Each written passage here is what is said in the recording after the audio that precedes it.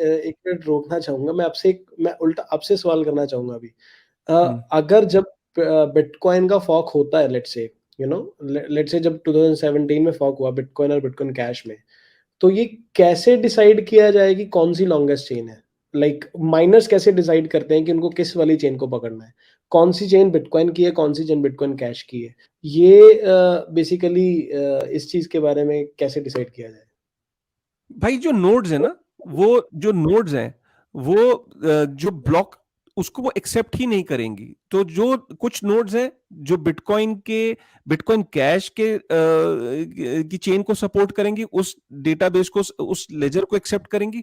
और जो जो नोड्स एक्सेप्ट ही नहीं करेंगी उस ब्लॉक को, क्योंकि वो ब्लॉक उस रूल्स के हिसाब से नहीं होगा। तो जो ओरिजिनल चेन की जो नोड्स हैं, जब उनके पास वो ब्लॉक वेरिफिकेशन के लिए जाएगा तो वो उसे रिजेक्ट मार देंगे। और जो इधर बिटकॉइन कैश पे जो नोट्स ट्रांसफर हुई वो उसको एक्सेप्ट कर लेंगी। तो नोट्स का भी डिवीजन हो गया, राइट। तो जो बिटकॉइन की जो नोड्स हैं वो उस ओरिजिनल जो ब्लॉक है, उस जो ओरिजिनल कंसेंसस मैकेनिज्म के थ्रू जो रूल्स को फॉलो करके जो ब्लॉक आया है, उसी को वो ओके करेंगे, उसी को वेरीफाई करेंगे, और उसी को तभी वो नेटवर्क के अंदर वो ऐड होगा। यहाँ पे nodes do you mean by miners और do you mean by nodes itself? So, so nodes are miners also, right? So all miners are nodes, but all nodes are not miners. Correct. So यहाँ पे जो basically acceptance है वो nodes की नहीं, miners की मानी जाएगी। माइनर्स कितने आपके जो है वो किस चेन की तरफ जाना चाह रहे हैं। जितने माइनर्स जो हैं वो जिस पर्टिकुलर चेन की तरफ जाएंगे, उनका उतना वो जो हैश रेट है काउंट हो जाएगा, और उसके अकॉर्डिंगली वो मान लिया जाएगा कि ये लॉन्गेस्ट चेन है। मतलब लेकिन अब एक आयरनी है, हमें ये समझना पड़ेगा, मैं इसलिए तो यहाँ पे बोल रहा बिटकॉइन हूँ। बिटकॉइन के केस में, बिटकॉइन और बिटकॉइन कैश के केस में कैसे डिसाइड हुआ? देखिए, मेरे हिसाब बिटकॉइन से पावर जो है, आपको मैं फिर बता दूं, जो पावर है वो माइनर के, एक डिसेंट्रलाइजेशन की जब हम बात करते हैं, माइनर कैपिटलिस्ट माइंडसेट का होता है। ठीक ठीक है। तो माइनर तो चाहता है कि अगर ब्लॉक साइज बढ़ जाएगा, समझो बात को, अगर ब्लॉक साइज बढ़ जाएगा तो फायदा किसका होगा? मैं एक मिनट इसको इस तरीके से बोल रहा हूं, उसका उसको फायदा होगा माइनर को, क्योंकि ज्यादा ब्लॉक साइज का मतलब है ज्यादा ट्रांजेक्शन्स का आना, ज्यादा ट्रांजेक्शन्स का आना, ज्यादा रेवेन्यू का जनरेट होना। तो वो तो चाहेगा। इसीलिए जो कॉन्सेप्ट डिसेंट्रलाइजेशन का है, इसमें जो पावर है वो नोड्स के पास होती है। कि नोड्स जब तक, एक सेकेंड, नोड्स जब माइनर कहता है कि मैंने ब्लॉक को माइन कर लिया, एक सेकेंड, जब माइनर कहता है मैंने ब्लॉक को माइन कर लिया, वो माइंड सही से हुआ है कि नहीं हुआ है, उसने रूल्स को फॉलो किया है कि नहीं किया है, इसको कौन डिसाइड करता है? इसको नोड्स मिलकर डिसाइड करती हैं। अगर वो नोड्स एक्सेप्ट ही नहीं करेंगी, वो ब्लॉकचेन में लगेगा ही नहीं। सर वो आपकी बात ठीक है, लेकिन मैं आपसे यहाँ पे एक चीज क्लियर करना चाहता हूँ आपको कि माइनर्स कभी भी देखो, जब यहाँ पे रूल्स फॉलो करने की बात हो रही है ना, तो चाहे देखो, मैं एज ए माइनर या तो अपनी हैश रेट बिटकॉइन को दूंगा या बिटकॉइन कैश को दूंगा, राइट? ठीक है, तो कुछ अब माइनर्स ने अगर बिटकॉइन अगर कैश को दिया। No no no, my point is कि अगर मैं हम्म, लेट से बिटकॉइन को दे रहा हूँ अपनी हैश रेट, तो नोड्स ऑटोमेटिकली उसको बिटकॉइन का ब्लॉक मानेंगी, राइट? उसका एफर्ट मानेंगी। तो अगर मैं बिटकॉइन कैश को दे रहा हूँ तो वो ऑटोमेटिकली बिटकॉइन कैश को मानेंगी।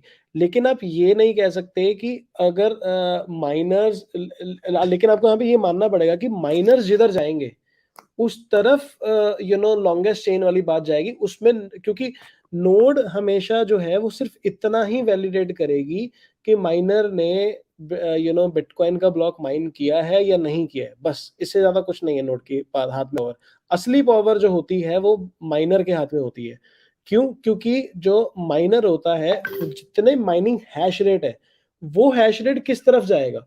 अब ये यहाँ पे सवाल आता है कि जब बिटकॉइन का चेन स्प्लिट होना था बिटकॉइन और बिटकॉइन कैश के केस में, तो वहां पे कैसे डिसाइड हुआ कि कौन सा वाला बिटकॉइन है? बिकॉज ये इससे एग्जैक्टली उल्टा हुआ था जब इथेरियम का चेन स्प्लिट हुआ था, वो भी तो प्रूफ ऑफ वर्क कंसेंसस हाँ, मैकेनिज्म वो पे था। उधर उधर उल्टा हुआ था, वहां ओरिजिनल चेन ईटीसी क्लासिक है।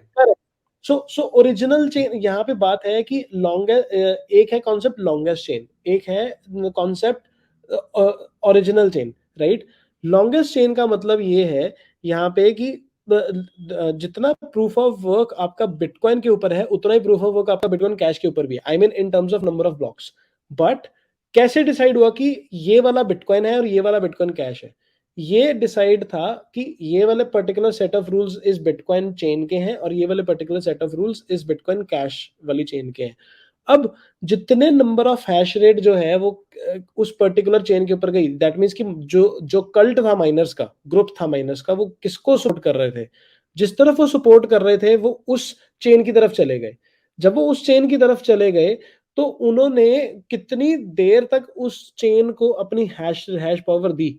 अगर वो कंटिन्यूअसली चेन हैश पावर देते चले जा रहे हैं तो उससे ऑटोमेटिकली क्लियर हो जाएगा कि यार ये वाला बिटकॉइन है और ये वाला बिटकॉइन कैश है।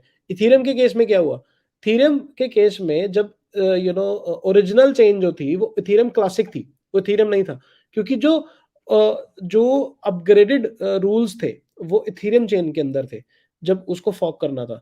लेकिन कम्युनिटी ने जो अपडेटेड रूल्स को माना, दैट मींस ज्यादा माइनर्स ने अपडेटेड रूल्स वाली चेन को सपोर्ट किया। लेकिन बिटकॉइन चेन स्प्लिट के केस में ज्यादा माइनर्स ने ओरिजिनल रूल्स वाली चेन को माना जिसमें कोई रूल्स चेंज नहीं हुए, दैट मींस जिसमें सेगवेट आया था उन्होंने उस रूल्स वाली चेन को माना, उन्होंने ब्लॉक साइज इंक्रीज वाली चेन को नहीं माना। तो इस तरह से राइट समझ लो कि नंबर ऑफ माइनर्स जिधर ज्यादा चले गए वो लॉन्गेस्ट चेन बन जाएगी, वो ऑटोमेटिकली बेस चेन मानी जाएगी। राइट एब्सोल्युटली आई एग्री, क्योंकि लॉन्गेस्ट चेन का तो कॉन्सेप्ट यही है कि जिस पे सबसे ज्यादा एनर्जी बिल्ड लगी हो, जिसको बिल्ड करने के लिए, राइट। राइट। अब पॉइंट यहाँ पे ये है कि मैं आपको रिकॉल कराना चाहूंगा कि माइनर्स क्यों माइग्रेट नहीं किए बिटकॉइन कैश पे, राइट। अल्टीमेटली हम सब जानते हैं कि ब्लॉक साइज को बढ़ाने से जो बिटकॉइन का जो सॉफ्टवेयर है, जैसे आप डिसेंट्रलाइजेशन की बात करते हैं, तो नोड्स जो होती हैं, ये भी मैं बता दूंगा चलते चलते कि क्यों वहां पे वो एक अपने आप में एक पुराना एपिसोड है, और क्यों बिटकॉइन को जब डिजाइन इस तरीके से किया गया है कि इसको इतना लाइट, इतना इस तरीके से डिजाइन किया है कि कोई भी इसके लेजर को लैपटॉप पे डाउनलोड करके नोड्स पार्टिसिपेट कर सकता है, नोड बन सकता है। बिटकॉइन के सॉफ्टवेयर को कोई भी रन कर सकता है। जितने ज्यादा लोग इस नेटवर्क के अंदर एज अ नोड पार्टिसिपेट करेंगे, उतना ही ज्यादा ये डिसेंट्रलाइज रहेगा। सतोशी नाकामोटो हमेशा चाहते थे कि जो कॉमन मैन है, कॉमन आदमी है, हर घर के अंदर एक टाइम आए कि हर बंदा नोड को रन करे, राइट। नोड तभी रन होगी जब बिटकॉइन की जो लेजर है उसको कोई भी इजीली डाउनलोड कर सके। अगर सपोज इसका ब्लॉक साइज बढ़ा दिया जाता है, तो इसको it will be very difficult for people to download it on normal machines. then you need a particular hardware specialized and more RAM, more database to download this thing। तो ये normal आदमी जो जिसे कहते हैं कि उसके हाथ में पावर देना, वेरीफाई करने की शक्ति देना, उस शक्ति को छीन लेने के बराबर होता। तो ये जो ईथोस है, इसके अंदर बिटकॉइन की पावर कोड से नहीं आती, बिटकॉइन की पावर आती है उसके अंदर बिलीफ से, कि जो लोगों का बिलीफ है, जो माइनर का या नोड्स की कम्युनिटी का जो बिलीफ है, जो उसको रन कर रहे हैं, उनके बिलीफ से आती है। तो जब उस बिलीफ को तोड़ने की कोशिश की गई, बिटकॉइन कैश ने बोला नहीं, इसको ऐसे करना चाहिए, तो बिटकॉइन कैश फोर्क हो गया। लेकिन जो सपोर्ट रहा वो बिटकॉइन के साथ ही सपोर्ट मैं देखा गया।